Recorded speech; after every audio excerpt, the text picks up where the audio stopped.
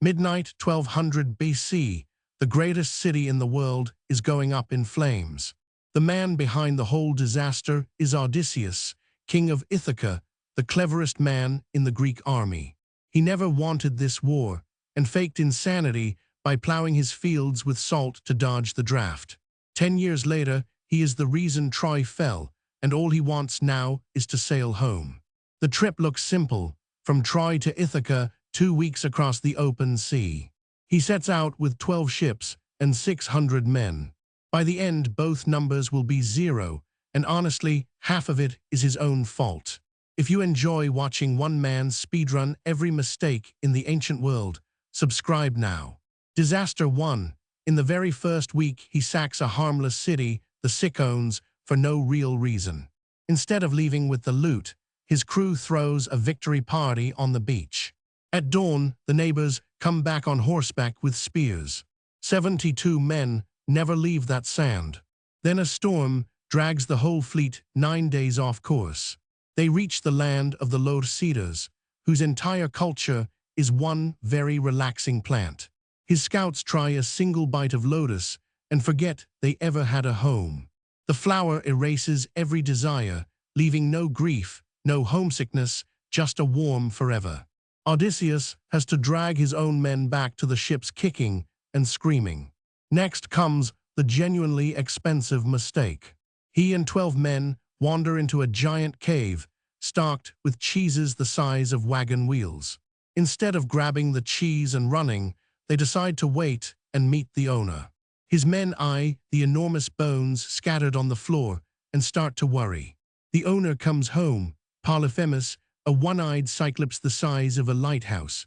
He seals the exit with a boulder that 20 oxen could not move. Then he grabs 2 sailors and eats them raw. The Greeks are locked in a pantry, and they are the groceries. So Odysseus offers the giant their strongest, undiluted wine. He tells the Cyclops that his name is Nobody. Then they heat a sharpened stake and drive it into the giant's one eye. Polyphemus screams the entire island awake. When his neighbors ask who is attacking, he bellows Nobody, so nobody comes to help. Quick thing, since the story has clearly got you, the subscribe button is one easy click. At dawn, the Greeks ride out clinging to the bellies of his sheep. It is, from start to finish, a flawless escape. And then Odysseus makes the most expensive phone call in all of mythology. Against the desperate pleading of his crew, he leans off the ship and shouts. He yells out his real name, his father's name, and his home island. Because Polyphemus happens to be the son of Poseidon, god of the sea. Now the ocean itself knows exactly who to hate. For a while luck holds, and the wind god hands him a bag containing every storm on earth. 9 days of perfect sailing follow. On the 10th, they are close enough to see the smoke rising from home. But the crew, certain the bag hides treasure, decides to open it. Every storm wind explodes out at once and blows the fleet all the way back. Odysseus wakes, checks the horizon, and simply weeps. The wind god takes one look at him and refuses to give a second bag. Next they sail into a gorgeous natural harbor, ringed by steep cliffs. It belongs to the Laestrygonians, giants who see a harbor of sailors as a buffet. 11 ships go straight down under a rain of falling boulders. Odysseus cuts his rope and rows for his life, and 600 men are now 45. The last ship lands on the island of Circe, a witch and a goddess. She welcomes the scouting party to a lavish feast with a nasty chaser. One tap of her wand turns every last one of them into pigs. The god Hermes slips Odysseus a rare magic herb that breaks her spell. So when Circe swings her wand at him, absolutely nothing happens. Impressed, she frees the crew, and the man in a hurry to get home stays a full year. To find his way home, she says, he must first sail to the land of the dead. At the foggy edge of the world, he digs a trench, and the dead drift up. The blind prophet Tyreus hands him the route home, along with one firm warning: leave the sun god's cattle completely alone. Then, among the drifting ghosts, he suddenly sees his own mother. 3 times he reaches to hold her, and 3 times his arms close on empty mist. Back among the living, the Sirens sing sailors right off their ships to drown. His crew plugs their ears with soft beeswax and rose. But Odysseus has himself tied to the mast, just so he can hear the song. Then comes the strait, a hungry whirlpool on one side, the monster Scylla on the other. Scylla snatches 6 men off the deck, 1 for each of her heads.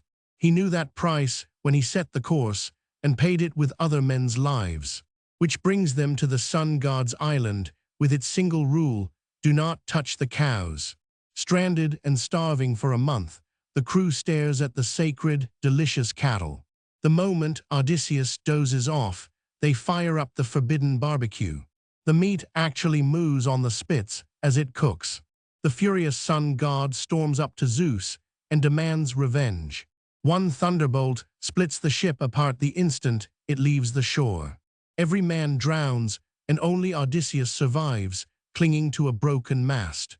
He drifts ashore on Ogygia, the hidden island of the goddess Calypso. It is pure paradise, waterfalls, orchards, and an immortal goddess who adores him. She offers him eternal life and youth, and every single time he says no. For 7 long years, he sits on her beach, staring at the horizon toward home.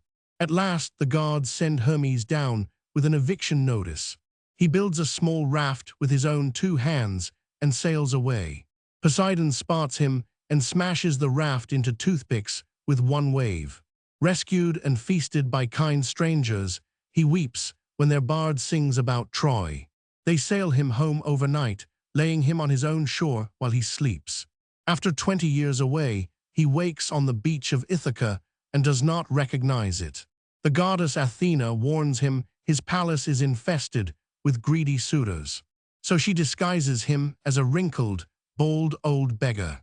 On the walk home, an ancient dog lifts his head, Argos, who knows his master instantly.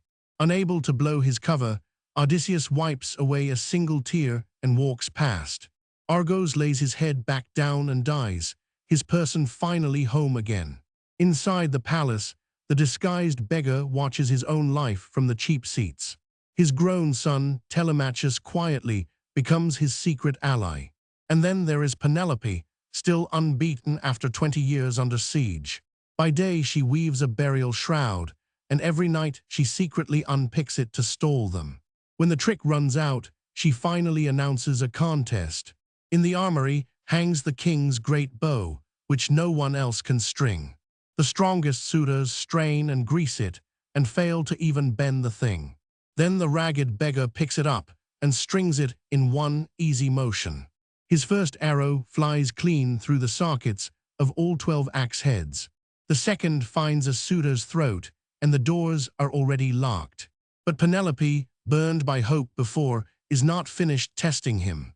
Calm as a locksmith, she orders their marriage bed dragged out of the bedroom.